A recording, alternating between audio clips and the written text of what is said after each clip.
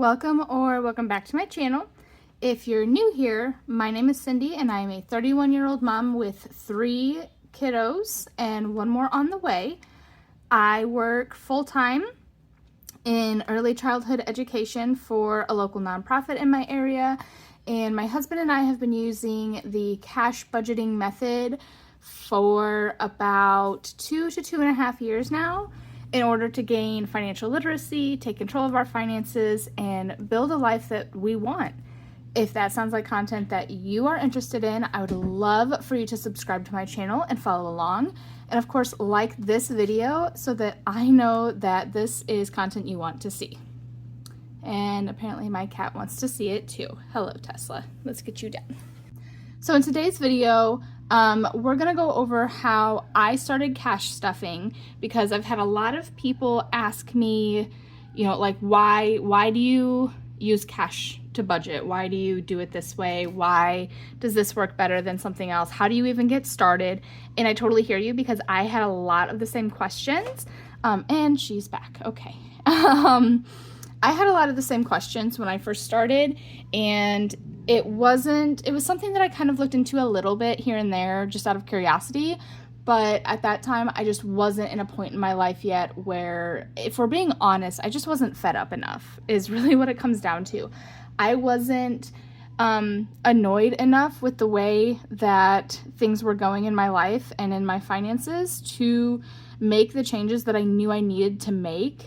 And so it just never stuck until one day I tagged along with my cousin to go grocery shopping, and she does a digital cash hybrid budget, and her groceries are one item in her budget that is always cash. And so I kind of watched her do it, and I said, okay, you know what?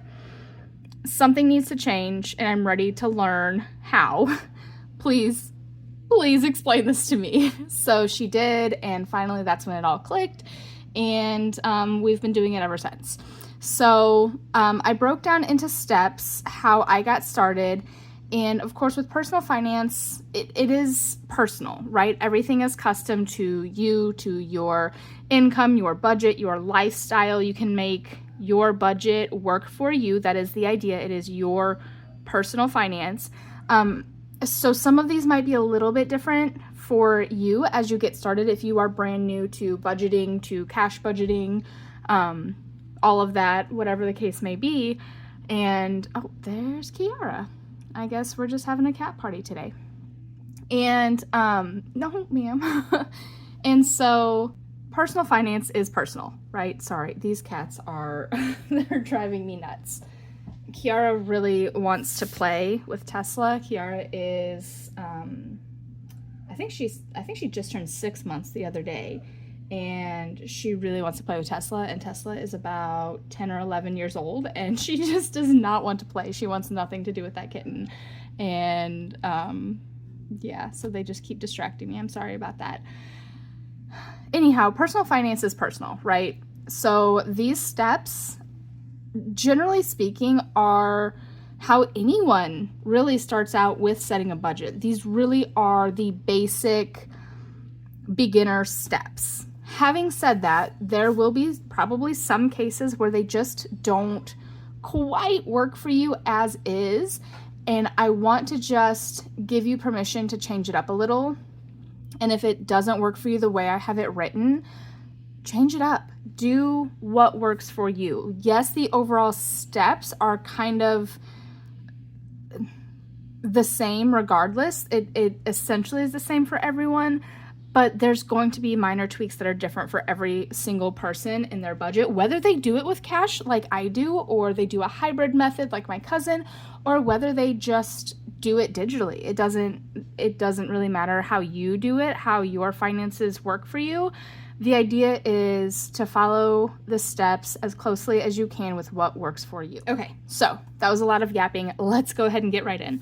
So step 1, when you want to start budgeting, and how I got started, was to just get real with your spending. Okay, I printed out 3 months of bank statements, and I'm going to tell you right now, that alone was such a reality check for me, because holy moly. I mean, I knew, don't get me wrong, I knew, right? I knew we were going to the gas station way more often than we needed to. I knew we were going to fast food way more often than we needed to.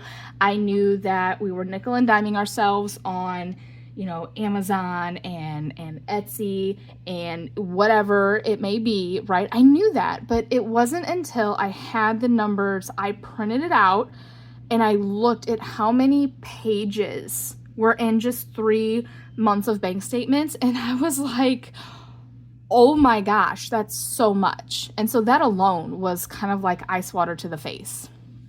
Then you'll break spending in those bank statements into categories. For example, food, gas, online shopping, bills, eating out, if you want to separate your grocery store food from your eating out food. What else could your pets, any pet costs, childcare, any expenses, right? Find categories for them. Now, there are a ton of creators out there who have worksheets that help you categorize these if you want that. Off the top of my head, I know that the Budget Mom is one that has one. I know that she recently redid her website, so I'll see if I can still find that one.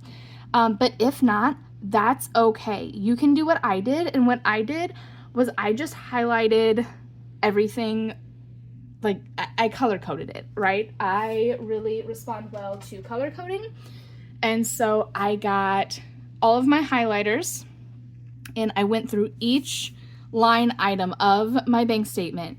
And this is food, so it's blue. This is a bill, so it's red. This is a gas station gas purchase. This is yellow. This is a gas station snack purchase. This is, pink, eating out, things like that. So you color code it based on the categories that you are seeing your spending in. From there, go ahead and average out your categories, okay? So for me personally, it made sense to break it into the overall 3 months, right? So I looked at it and I said, okay, so for these 3 months, I'm spending an average of $230 a week on groceries. I'm spending an average of $317 on gas, whatever it may be, right? And so I broke it out for the 3-month average. Then I went back and I reduced it to each month. So in, August, my averages for each category was X. And then in September, my average for each category was Y. And then for October, my average for each category was Z, right? And so I broke it out like that. Then for me, for my budget, it made sense to also look at a weekly breakdown, simply because at the time that we started doing this, I can't remember for certain if I was back to work just yet. I think I was back to work, but I was part-time. Regardless, I was not bringing in a whole lot of money at the time. My husband was getting paid weekly though. And so for me, it made sense. Okay, well, every week we have a paycheck in. So every week we need to see what expenses are. So for me, I broke it down into weekly averages as well. If you are a bi-weekly paycheck person, break it down bi-weekly. If you are a bi-monthly, break it down by bi-monthly. If you are a monthly paycheck person, just keep it at a month if you want to, like whatever works for you. But for me, it made sense. I looked at the 3-month average, I looked at the 1-month average, and then I looked at the weekly average. And holy cow, I cannot stress to you all enough how much that was just, it was infuriating to me. Really, truly it was. It was infuriating because we really were just being so thoughtless with our spending. It's no wonder our account was in the negative every week almost, because we weren't paying attention, we weren't budgeting, we weren't looking at the numbers. We thought that we just had an income problem, and we did. Let me say, we did. Okay, we were surviving on very, very little at this time, and it was tight. We had almost no wiggle room in our budget, but the key is almost, okay? We were not doing as bad as we thought we were, and these averages showed me that. Then what you'll do is you'll use the averages that you've found to set your budget. Okay, that's step one. Just do that first. Just set your budget. If you're finding that, if you're like me and you need weekly averages because you get paid weekly, and you're finding that weekly you're spending $213 on groceries, start out by setting your grocery budget at $230, okay, or $213, excuse me, $213, right? Because that's what you're spending on average anyway. Then, once you've done a couple of grocery trips and you see how that does, find where you can reduce those amounts, right? So what I did was I said, okay, I've done a couple of grocery trips with this amount, and it's okay, but I can do better, right? I can do better. I can spend less. Let me see where. So I looked at the groceries we were getting, and we were getting a lot of like single-use items. We were getting a lot of like snacks that we would just blow through in a day. We were getting a lot of food that we weren't using, right? It was just going to waste. And so I started being really mindful about what we were buying. And this is an area, don't get me wrong, I still could use improvement in, but it's significantly better. And so I started, okay, you know what? We don't need to get snack cakes every week, right? So I kind of stopped buying snack cakes. And then we don't need to get, you know, we never fully use the big packs of lunch meat, right? We never finish the whole thing before we have to toss it. I'll get the smaller packs. We get chips and we devour them in a day. So I can either stop buying chips or I can start rationing them. You know, like these were things that I started to look at. And as I became more mindful of my grocery trips, I was able to find places to cut down. We stopped buying brand name in almost everything to save some money. We really just started looking at small changes we could make, and I was able to walk our grocery budget back down. I think I started with like $20 a week. You know, the next week, okay, I'm going to reduce our grocery budget by $20, and I'm going to see how that goes. And it went pretty well, right? After a couple of weeks, we still had a little bit of money left over. So I said, okay, let me do it again. And so I reevaluated again, and I walked our budget back. And then I walked our budget back. And so we really were able to baby step our way up to where before we were averaging over $200 something a week on grocery. We are still able to get by with a weekly grocery budget of $150 because I slowly walked it back and did minor changes and tweaks to reduce what I was doing in that time, changing where we shopped, changing what we shopped for, changing the quantities that we were shopping for, just small things like that. So step 2, right, is then make your plan. Okay, so as I mentioned, you're going to use your average as your benchmark. So you're going to start there and you're going to reduce. Any categories that you are able to reduce, like just in general, make a plan for that and reduce them. For example, there are bills that you can negotiate. You can call and negotiate a better deal on a lot of your bills. And I think it's Matt and Joel at How to Money that actually have like a plan, like a script kind of that you can use. I'll see if I can find that as well. You can also just change providers. I know, for example, it's recommended that you change your auto insurance about every 6 to 8 months because you can get better deals. And so you can switch providers if possible. You can negotiate bills. Obviously, there are some bills that you just You're not going to be able to change them. You can't. They are what they are, and that's okay. But negotiate or switch what you can to save whatever money you can. You can also downgrade plans. I mean, so often my phone bill through my cellular provider would just skyrocket, and I would be like, what in the world? So I'd go in and look, and turns out, we had gotten a promotional offer, and it included a bundle of, phone, internet, and TV. I don't use the TV.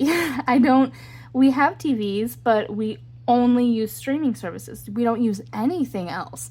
And so I called and I was like, hey, I don't need the TV on here. And so we would downgrade the plan. There's also other subscriptions that, for example, in my small business, I have a number of subscriptions for my client interaction software, and it has tiers, right? And each tier costs something different. And so I would look and I would see, okay, what is a smaller tier in this software that still gives me what I need and doesn't cost as much? And a lot of our streaming services do that as well. I know that Disney has an option for that. I'm pretty sure Netflix has an option for that. There are options to just downgrade your plan for a cheaper rate. Look for any categories that you can just completely cut out. This is unused subscriptions, unused memberships. I think all of us at some point have had a gym membership that we used religiously for weeks or months and then just stopped, but we continued paying for a year, and it's not necessary. Or we signed up for a free trial of a subscription to a streaming service or a website, and free trial came and went and we forgot, and oh, look at that, they've been charging me for 6 months and I had no clue because I didn't cancel the free trial. So go through and see any categories that you can cut out completely, because there are bound to be at least a couple. Step 3 is to set yourself up for success. Use what you already have, right? There's no need to invest in special items. And this, I'm mostly speaking for those of us that are interested in cash budgeting, because I hear you. I get it. You see these videos, you see everyone with our binders, and we have these envelopes, and we have dashboards, and we have all of the fun little extras. You don't need that. You don't need that, okay? You can get started with just an envelope, just a basic, if you have just plain old white mailing envelopes, or when you get a bill in the mail, they have the envelope in there for you to return your payment. Just if you pay online, just keep that envelope and use that. Use what you have. You do not need to invest in anything special right out the gate for any reason, okay? You don't need the fancy jars. You don't need the savings challenges. You don't need the fancy pens. You don't need any of that. You just need an envelope and some cash. That's it, all right? Keep your limits realistic. This goes back to what I talked about when I mentioned using your average as your starting place, right? If you want to cut down on something, don't immediately jump in by cutting down. If you want to cut down on how much gas you use, don't jump in immediately by slashing your gas bill by $75 a week. Jump in where is realistic for you, and then walk back with conscious decisions and reevaluate and see, okay, what realistically can I do? What realistically makes sure my needs are met and I'm conscious with my spending? Don't take on too much at once. I struggled with this at first. I still struggle with this, to be honest with you. But when I first started, I really struggled with this. Don't give yourself 87 categories to save for right out the gate. Just don't do it. You know, there's so many we see. And I look, you know, in my wallet, right? My wallet has groceries. I don't stuff gas in I don't, oh my gosh, I don't stuff gas in cash because I use the Upside app and you need a card for that. So I don't stuff my gas, but I stuff my groceries, I stuff my household necessities, I stuff my personal spending, and I stuff my cat's spending every week, right? That goes in here. So there's those categories. But then I also have a binder with categories for each of my kids. All three of my children have 3 envelopes. They all have a necessities envelope, they all have a sports envelope, and they all have a birthday envelope, okay? And then also, there's a new envelope that I just started this year that's for the new baby. So there's 10 envelopes in here. I'm saving for my 3 kids plus my new baby. And then, of course, there's my sinking funds. And this one, I will tell you, this one is greatly reduced. I used to have like 12 or 13 sinking funds. I no longer do. I don't. I have gifts. I have my car needs. I have vacation. I have tattoo. And I have dates. I have 5 sinking funds in here. That's it. I also have my self-care binder, right? For my hair, my makeup, my nails, my clothes, my self-dates, whatever I want for me, for myself, for my self-care, right? Not only that, but this year, I also started a holiday binder.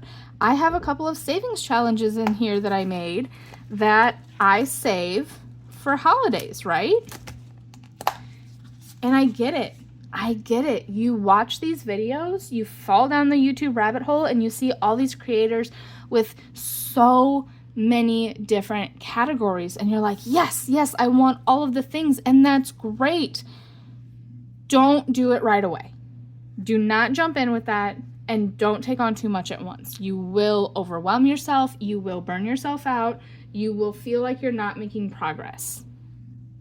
Just start small. Start with what you need and maybe 1 or 2 wants and go from there, okay? And then just make it a routine. Make this a routine. Set your time that you're gonna go in and budget out for your next week or bi-week, whatever it may be. Set your time that you're going to pull the cash out if you're going to pull cash out. Set the time that you're going to stuff your binders, you know, like and it doesn't have to be like an exact, like on Friday evening at exactly 5:15 p.m. It doesn't have to be like that, right? I know, right? For me, my routine is on Thursdays in my bank, our paychecks they show as pending. So I can see down to the penny what income we are going to get the following day. So on Thursdays, at any point in the day, anytime I can, first thing in the morning, on my lunch break, in the evening when I'm waiting on dinner to finish cooking, when I hop into bed, it doesn't matter. On Thursday, I make the budget for the week. On Thursday, every single week, that is my routine.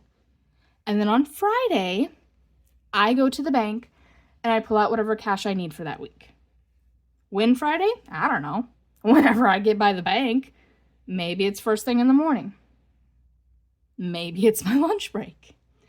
Maybe I ask my husband to stop on his way home because he passes our bank on the way home.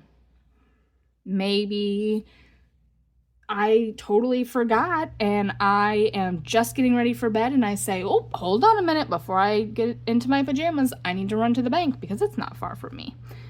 So I do. I don't know when I go. I just know I go on Fridays. Then on Saturdays, that's usually when we do a lot of our shopping. So Friday morning, sometime Friday, well, okay, Friday anytime before like 1:30 p.m. or Saturday anytime before 1:30 p.m. I stuff my wallet. I stuff whatever cash I have into wherever it goes. Okay, that happens on Saturdays. And that's my routine. That's what it is.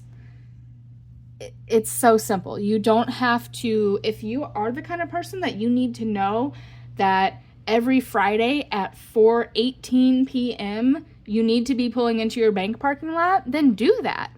That doesn't work for me. But I know Thursdays, I'm going to set the budget. Fridays, I'm going to pull cash out of the bank. Saturdays, I'm going to put cash into my wallets. I know that. That is my routine. Step 4, adjust your spending where possible. I've touched on this so many times. I feel like it didn't even need to necessarily be its own step, but I made it its own step because it really is that important.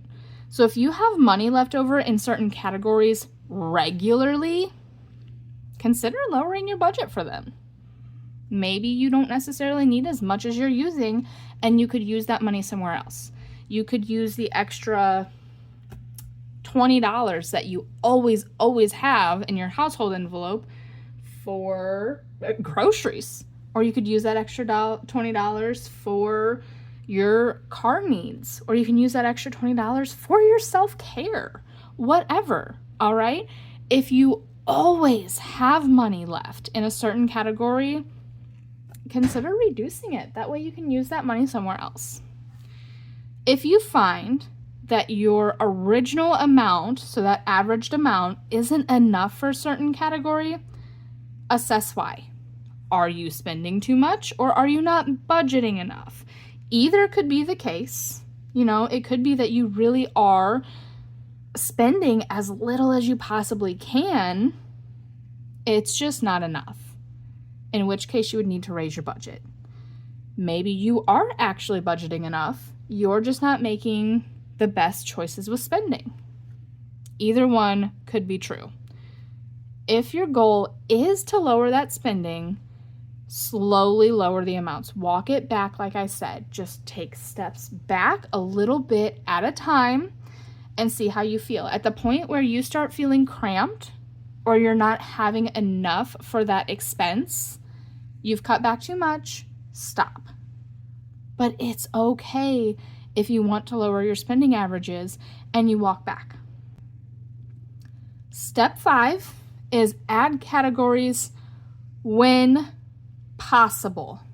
Okay, as I said, you do not want to jump in and take on too much at once. That's overwhelming and it's a recipe for quitting. Start with your higher priority items first. And you know what? Whatever that may be, you get to decide. Is it a higher priority for you to start an envelope for your property taxes? Or is it a higher priority for you to start an envelope for date night? There is no right answer. There's not. You get to decide. So start with your higher priorities and decide later if you want to add more. Only add categories as your budget allows. Now, sometimes we find a place where we're like, ooh, you know what? It is necessary I budget for this. I have to. Maybe okay, so property tax, right? Maybe you know, okay, I just bought a house. I'm going to have to pay property tax next year. So I have to add in a category for this so I know I'm saving for it. It's not negotiable at this point. This is a brand new expense. I just added it. I have to fit it in somewhere. Play around with it. Play around with it. Move the amounts that you're adding to some of the other not as high priorities. Cut out maybe a want if you are able to. There's so many ways that you can just move the numbers around if you need to accommodate, but only do that for high priority. Follow your priorities and add only as your budget allows. If your budget is like, girl, I am maxed out. I cannot do anything else. This is what I can do for you. You're going to have to figure something out. You're going to have to see if there's a way to earn more income, maybe a side hustle, maybe a different job, whatever it may be. Or you're going to have to figure out if there is anywhere else that you can cut. And lastly, just keep those amounts realistic, especially on any envelope that has a goal, right? If you have a sinking fund and it has a goal amount that you have set that you want to reach, keep that amount realistic, because if you're setting, if you're setting these goals that are like way beyond what you can physically do at this time, you're going to give up because you're not going to see the progress, right? And don't get me wrong, a little bit absolutely adds up. So many of us save $1, $2, $3, $5, $8, every week or two as we build up to something. And that's great. That's fine. It helps. Every little bit helps. But if it's February and you're planning a trip in October and your goal is $16,000 and you don't have $16,000 in your budget over those 8 months, it's not going to work. You're not going to get there. You're going to get frustrated and you're going to give up. So just keep all of your amounts realistic to what you are able to do at this time. So that is how I got started with my cash budgeting. I hope that this was helpful for you.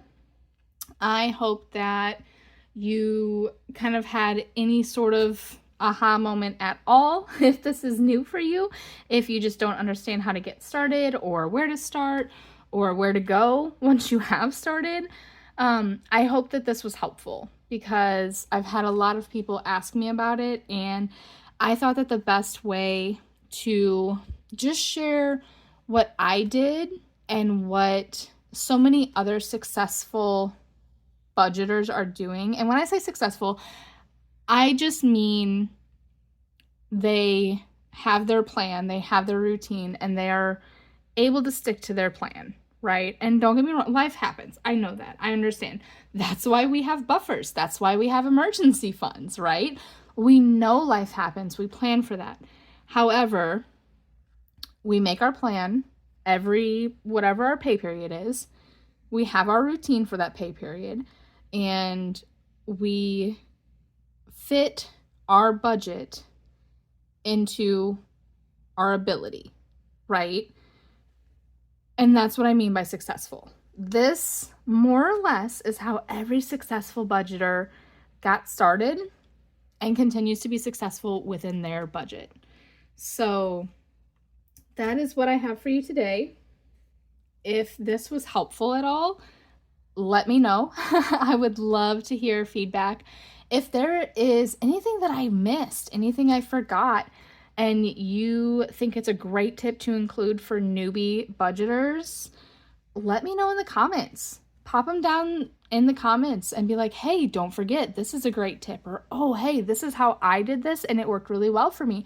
Let me know. Share, collaborate. I love it. We love to see it. It's so helpful for new people to see all the different ways that we make this work, because what works for one person just isn't quite the thing that's going to work for another person.